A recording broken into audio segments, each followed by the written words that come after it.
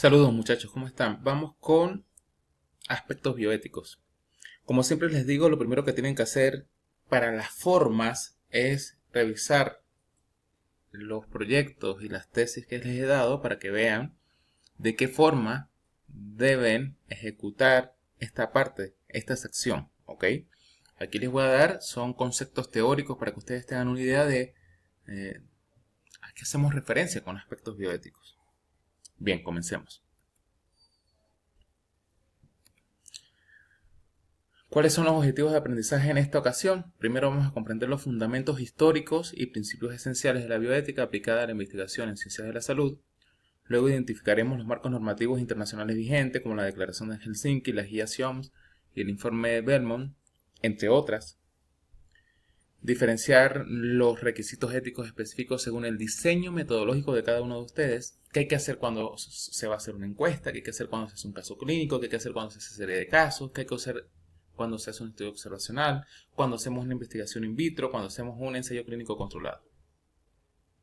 Luego también pasaremos a aplicar correctamente el consentimiento informado, de qué forma hay que hacerlo en cada uno de los casos y los instrumentos que necesitemos para desarrollar los protocolos. Y por último, vamos a revisar una guía básica como una lista de cotejo, de chequeo, de según el diseño que tengan, qué necesito para el comité de bioética y para los aspectos éticos. De igual manera les quiero decir que como todas las demás clases, esta no puedo profundizar tanto en este tipo de clases. Esta seguramente llevará dos partes esta clase, porque hay muchas cosas que tocar. Pero lo esencial es que ustedes conozcan lo básico, que puedan redactar algo, y en las asesorías es donde vamos a ampliar sobre esto. Primero en las asesorías y después cuando me envíen todo el capítulo 3, vamos a volver a corregir para que hagan un último envío del capítulo 3 ya con las correcciones y que sea lo mejor posible. Como dice ahí, la ciencia sin conciencia deja de ser una ciencia humana. Ese es un principio rector de la investigación bioética. Es éticamente inaceptable reducir al sujeto a un mero objeto de estudio o un simple medio para conseguir un fin, y muchas veces lo hacemos. A veces sin querer, a veces sin darnos cuenta de que estamos haciendo eso en realidad, de que utilizamos a las personas como un objeto para poder hacer nuestra tesis, por ejemplo. Una buena investigación debe ser apropiada en métodos. La metodología debe ser lo más correcta posible, pero también debe tener buenas intenciones y debe ser justa con sus consecuencias. Pero, ¿qué es la bioética? Es una disciplina que nació en 1970 como resultado del avance tecnológico biomédico de la época. Aunque los avances tecnológicos, cada vez que hay conflictos bélicos hay muchos avances tecnológicos. Y de la Primera a la Segunda Guerra Mundial hubo muchos avances, y de la Segunda Guerra Mundial en adelante muchos más. En especial en la Guerra Fría que hubo entre la Unión Soviética, la antigua Unión Soviética, y Estados Unidos, hubo muchos avances tecnológicos porque la guerra genera este tipo de cosas. Y eso también repercutía en la medicina, de forma positiva esos avances biomédicos. Entonces la bioética es la rama de la ética que es aplicada a ciencias médicas y biológicas. Entonces es donde se unen dos vertientes, la humanística con la científica, médica y biológica. Hay que tener en cuenta que no todos los avances tecnológicos son correctos desde el punto de vista ético,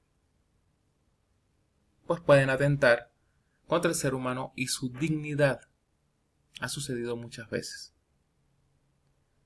Y se han hecho muchas cosas por la ciencia en contra de la dignidad humana. En Estados Unidos, por ejemplo, había una clínica de afrodescendientes a los cuales le inoculaban sífilis para ver cómo era el proceso de la sífilis, cómo pasaban de sífilis primaria, secundaria y terciaria para estudiarlos. Totalmente indignante.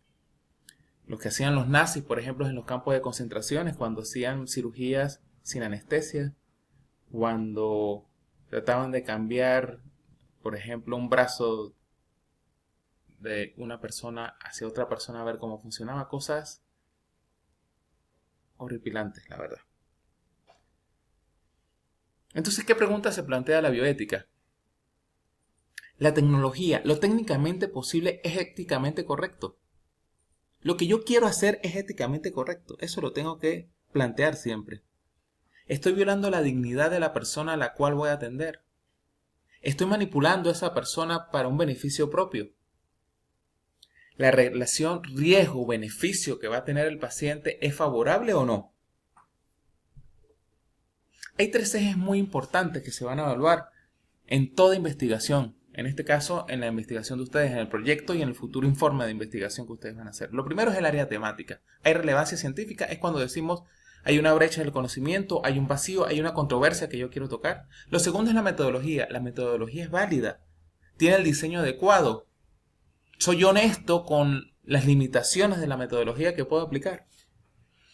Y después la ética, los principios y normas que rigen no solo hacia el paciente, sino hacia lo que estoy haciendo. Lo que decía, soy consciente de las limitaciones que pueda tener mi trabajo. Ahí también hay unos principios éticos que cumplir. ¿De dónde proviene el término bioética? Primero Hart acuñó el término bioética en la revista Cosmos en 1927. Luego en 1957 el Tribunal Supremo de California en los Estados Unidos da como el primer uso legal del consentimiento informado. En 1964, en una de las asambleas médicas mundiales que se hacen siempre, se determina o se decreta o se realiza la Declaración de Helsinki, que es los principios bioéticos que aún al día de hoy, con las últimas versiones, estamos usando. Esa Declaración de Helsinki se llama así porque se realizó en Helsinki, la capital de Finlandia, y a partir de ahí se han venido renovando constantemente, dado los avances tecnológicos y los avances en el pensamiento bioético que han existido. Hay 4 principios fundamentales de la bioética. Estos principios son la autonomía, la beneficencia, la no maleficencia y la justicia. ¿Qué es autonomía? Autonomía es respecto a la dignidad humana y al derecho de cada persona de tomar decisiones informadas sin manipulación. Él es autónomo de tomar las decisiones que considere, y es clave para esto el consentimiento informado. Cuando estén haciendo el consentimiento informado con la persona, no lo debo manipular, él debe ser autónomo.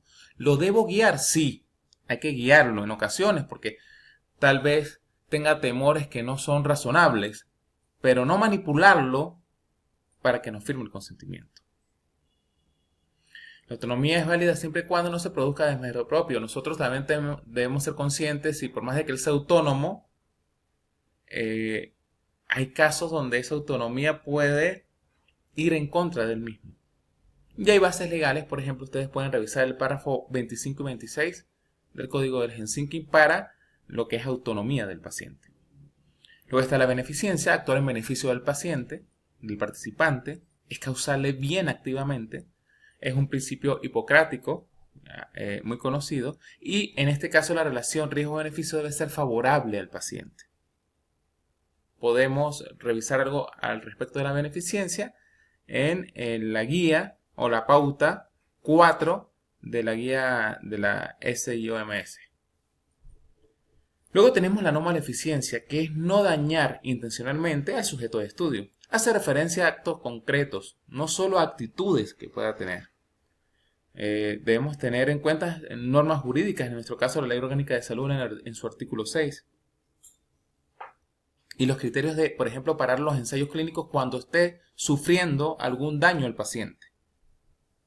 Por último tenemos la justicia, que es la equidad en la distribución de las cargas-beneficios. Los grupos vulnerables, niños, ancianos, merecen una protección especial. No hay que excluirlos ni seleccionarlos por su vulnerabilidad o conveniencia en estos casos. En estos casos, muchachos, ancianos, niños, casos de personas con condiciones especiales, hay que ser extremadamente cuidadoso, y yo les indicaría que preferiblemente, si no saben manejar a estas situaciones, si no tienen un blindaje ético importante, no se metan a hacer este tipo de estudios. Pero debemos tener algunas reglas de bioética y consentimiento informado que siempre debemos considerar. Como sabemos, el consentimiento informado es un proceso, y un documento escrito es un proceso, no solo un documento, es un proceso que conlleva un documento escrito que plasma el respeto mutuo entre el investigador y el participante. Expresa el ejercicio de libertad del sujeto, del participante, del paciente, Y finaliza con la aceptación voluntaria del individuo competente para participar en ese estudio. ¿Qué secciones tiene el consentimiento informado? Bueno, cuando necesitamos atender a un paciente por una urgencia vital, no requiere el consentimiento informado porque hay algo más importante que el consentimiento, que es atenderlo de manera urgente. Cuando hay una incapacidad del paciente, los que les digo, pacientes con condiciones especiales, debe ser un representante el que esté al lado de él, tal vez dando el consentimiento. En algunos casos, a pesar de eso, debe haber un asentimiento del paciente con consentimiento del representante, cuando el caso sea un riesgo para la salud pública. ¿Sí? Por ponerles un ejemplo, imagínense el primer caso de COVID que se detectó en aquel entonces. Llegan pacientes después de eso consecutivamente con las mismas sintomatologías, con los mismos signos.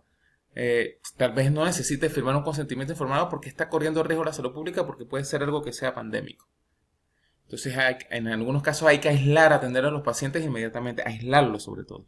Cuando hay un imperativo legal que prohíba hacer un consentimiento informado o que requiera otras formas, ¿sí? Cuando hay datos secundarios archivados y que sea difícil o imposible obtener ese consentimiento informado. De todas maneras, en cada uno de los casos lo vamos a observar.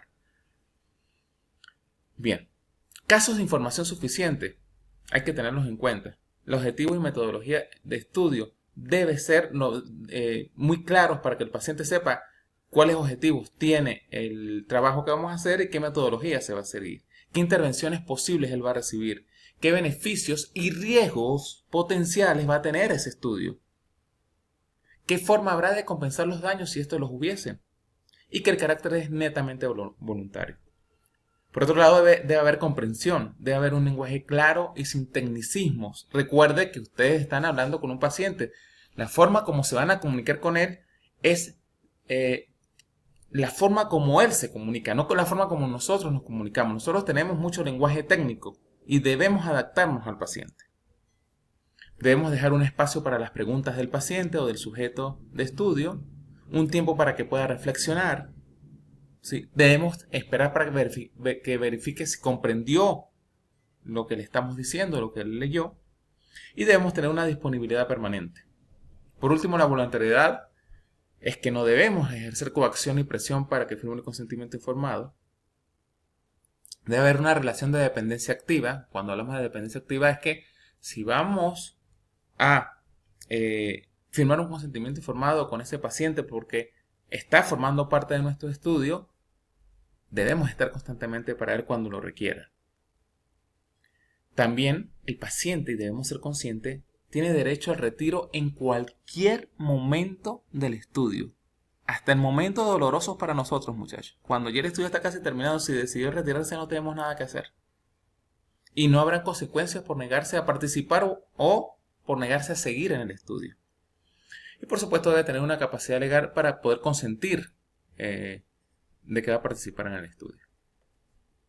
Hay casos especiales, como en niños, niñas y adolescentes, en ancianos también, como habíamos hablado. Hay diferentes tipos de normativas que debemos conocer, como desde Helsinki, la LOGNA. La ONU tiene sus propias normativas, las guías de la SCIOMS.